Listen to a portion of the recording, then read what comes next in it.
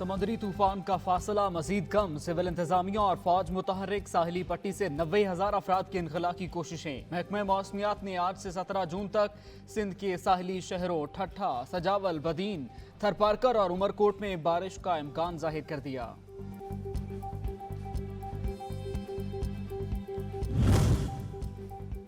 Karachi transformation plan अफवाज पाकिस्तान का कामयाब संगे मिल। आबी रेलों की निकासी, waste management, city transport plan और दीगर मंसूबाजात सिविल और मिलिट्री हम आहंगी की बेहतरीन मिसाल। अमल दरामद से कराची को गैर मुतवक्के बारिशों की सूरत में सैलाबी खतरात, ट्रांसपोर्ट के मुज़र असरात और मसाइल से निजात दिलाई जा सकेगी।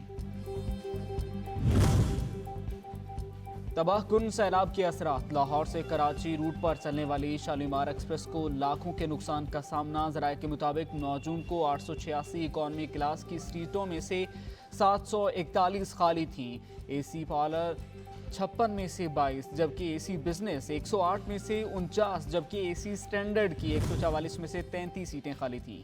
पंजाब में इंतखाबात का केस। सुप्रीम कोर्ट में अहम केस की समाअत आज होगी। Chief justice उमरता Bandial, justice Ijajul Hasan और जस्टिस मुनीब अख्तर की सरबराही में 3 रुकनी बेंच समाअत करेगा। हुकूमत ने नए कानून के बाद अदालत से लार्जर बेंच बनाने की इस्तदा की थी।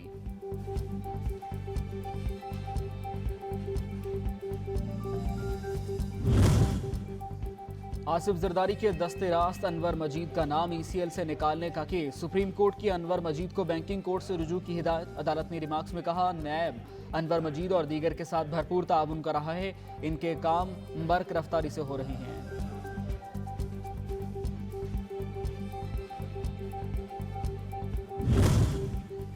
और अरशद शरीफ कत्ल केस की अज खुद नोटिस केस की समाअत आज होगी। चीफ जस्टिस की सरबराही में 5 रुकनी लार्जर बेंच समाअत करेगा। अदालत ने फरीकैन को नोटिस जारी कर रखे हैं। स्पेशल JIT पेशरफ्त रिपोर्ट जमा करवाएगी।